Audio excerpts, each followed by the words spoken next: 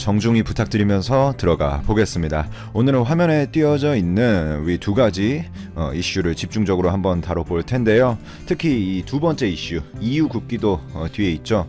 이 두 번째 이슈에 관해서는 EU의 공식적인 발표, 백악관의 발표, 공인된 언론기관, 제가 이번에 다룬 건 또 가디언지 거를 좀 다뤄봤어요. 이런 신뢰받을 수 있는 발표만을 토대로 제작되었음을 먼저 공지드립니다.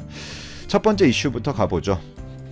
이 첫 번째 이슈는 일본의 망언에 관한 이야기인데요. 사실 전 세계적인 보건 이슈로 좀 덮여져 있어서 그렇지 일본의 망언은 정말 끊이질 않고 있고, 지난해 7월 일본의 수출 규제가 시작된 이후에 한일 관계는 말 그대로 악화 일로를 지속하고 있습니다. 최근에 돈라에서도 전해드렸듯 한국의 대법원 판결에 불복한 일본이 정상적인 절차를 밟지 않고 갑자기 이 수출 규제 카드를 꺼냈고, 한국은 이에 대해서 나름의 국사나 공급처 다변화 조치들을 취하면서 협상을 일본에 요청을 했죠. 당연히 결과적으로 보면 타격은 일본이 경상수지로 보나 뭘로 보나 한국 입장에서 대일본에 대한 경상수지 적자가 이제 축소됐죠. 그러니까 일본이 더 타격이 심했고, 이렇게 잘 막아내고 나서도 한국은 지속적으로 어쨌든 협상 요청을 보냈지만 일본은 그에 대해서는 아무 답장이 없었습니다.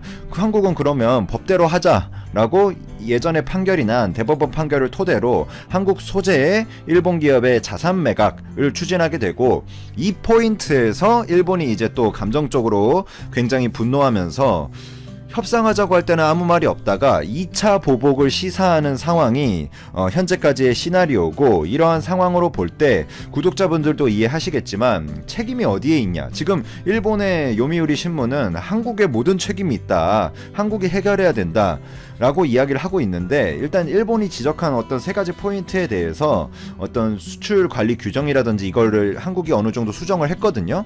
근데 그걸 떠나서 책임론을 따지는 측면에서 이야기를 조금 해보면, 당연히 먼저 정상적인 사법적 절차를 안 밟고 전혀 지금 사법적인 이야기를 하다가 전혀 상관없는 경제 분야, 산업 분야에서 기습 수출 규제를 했다는 것 자체가 다들 아시겠지만 이제 WTO, GATT 규정에 어긋나는 이제 심각한 시도를 먼저 일본이 했으니까 당연히 일본의 책임이 더 크다라고 할 수 있을 겁니다. 그리고 지속해서 전해드렸듯 아베 총리를 비롯한 일본의 내각은 외교 라인을 통해서 전하는 그 말과 한국으로 전하는 그 외교 라인의 언어와 그 일본 내부 정치용 언론에서의 발언이 너무 판이하게 달랐습니다.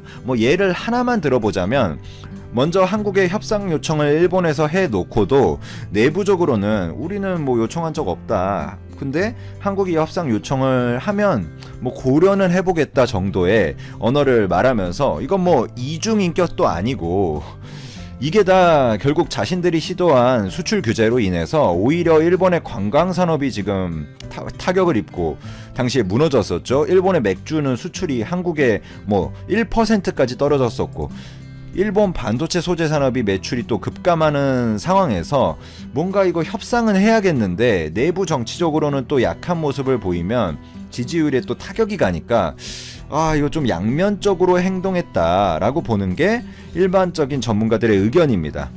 그러니까 걔네들이 멍청해서 그런 게 아니라 내부 정치용 언어와 대외 외교적 언어를 따로 썼다, 이렇게 보는 거죠. 그런 상황에서 이번에 요미우리 신문에서 한 말을 그대로 전해드리면, 이 한일 간 여론 악화에 대해서 분명히 제가 전단에서 언급드렸죠. 일본의 책임이 크다, 논리적으로 말을 했습니다. 제가 한국 입장에서 편향적으로 말한 게 아니라 실제로 일본이 선빵을 쳤잖아요.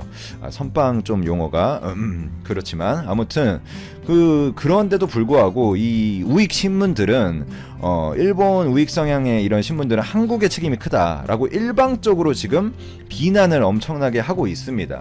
그리고 우리 대통령의 이름 같은 거를 거론하면서 상호 불신을 키웠다, 한국 정권의 책임이 크다, 한국 대법원이 일본 기업에 대해 배상할 것을 명령한 판결을 내놓은 뒤에 어떤 실현 가능한 해결책을 아직도 제시하지 않았다. 근데 일본이 이 발언도 웃긴 게, 지금은 이제 대놓고 강제징용에 대한 이야기를 하고 있죠. 그리고 강제징용에 대해서 일본 기업들의 자산 매각이 진행되니까 갑자기 화를 내고, 근데 일본이 처음에 수출 규제를 할 때는 이 이유를 들지 않았습니다.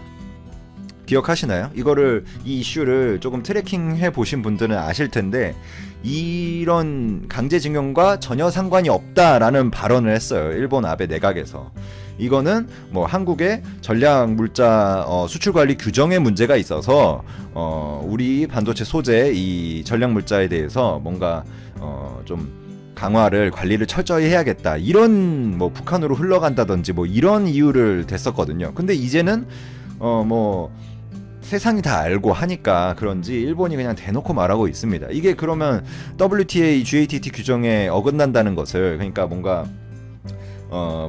그 방위적인, 그러니까 국가 안보와 관련된 사항이 아니면 이런 인위적인 수출 규제를 가하는 것은 WTA에서 GATT 규정상 허용하지 않고 있거든요. 명확히 이거는 제 생각이 아니라 법대로 해석하면 그렇습니다.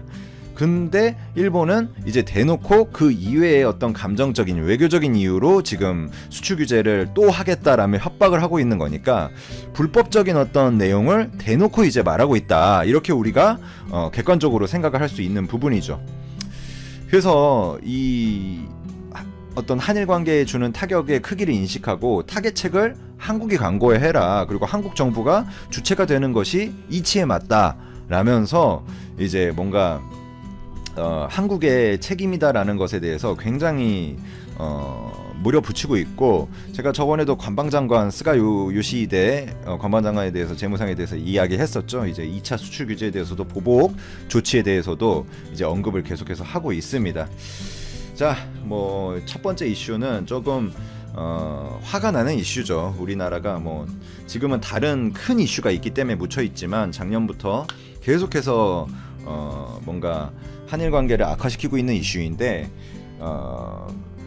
그런 어떤 태도가 문제인 것 같아요. 우리나라가 원하는 것은 어느 정도 들어주고 그러는데도 불구하고 좀 자존심 그리고 내부 정치적인 이유로 이렇게 계속 한다는 게 조금 안타까울 따름입니다.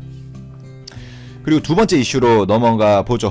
이 이슈에 대해서는 분명히 또 다시 한번 밝히지만 공식적인 외신의 보도, 그리고 백악관, EU, 그리고 뭐 가디언지나 그런데 공인기관에 혹은 공인된 언론의 보도만을 인용했음을 먼저 언급드립니다. 제가 뭐 각색해서 뭐 소설을 쓰거나 허위 사실을 유포한 바가 절대 없음을 언급드립니다. 미국이 최근 이슈들에 대해서 중국의 책임론을 들었었잖아요. 이게 트럼프 대통령이 필두로 꺼내 들었었는데 이게 미국만의 입장이 아님이 또 이번에 드러났습니다. 최근 이제 중국의 어떤 가짜 뉴스 문제에 대해서 EU, 유럽연합의 보고서가 나왔죠.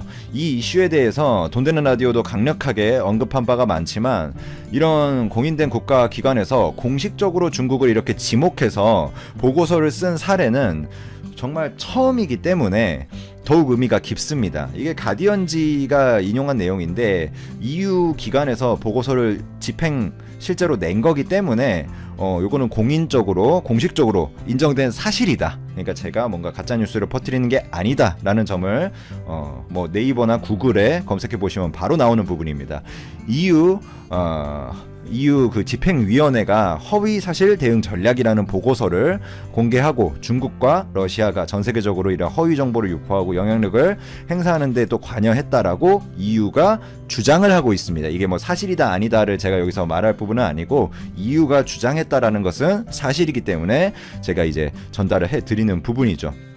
뭐 자세한 내용은 뭐 이것저것 많긴 한데 그거를 또 너무 이게 디테일하게 또 전해드리는 것은 뭔가 구글에서도 유튜브에서 좋아하질 않아요. AI나 이런 분들이.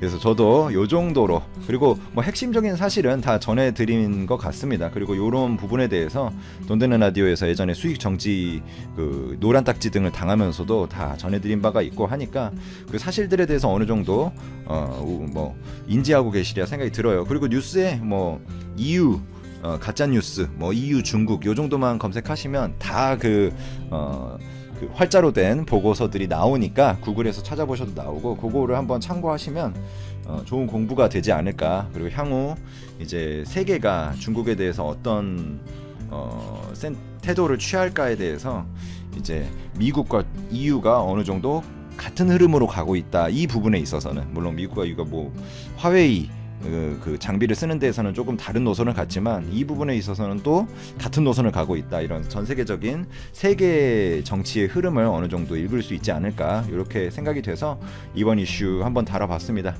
이번에 두 가지 이슈 다뤄봤는데요.